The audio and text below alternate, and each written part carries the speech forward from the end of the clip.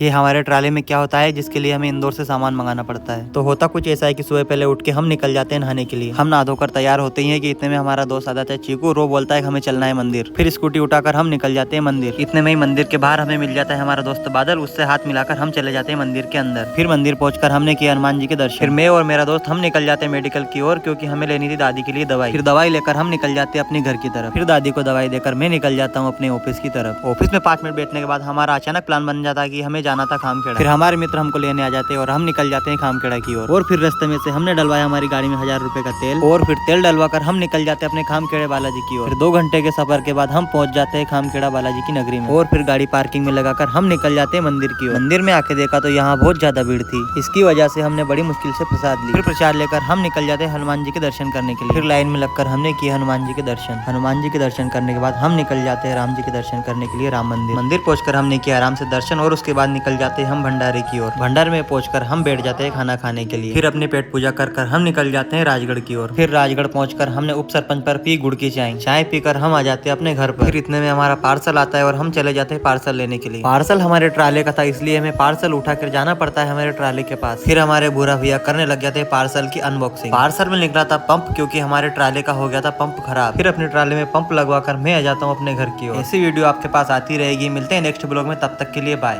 Jai Shri Shyam.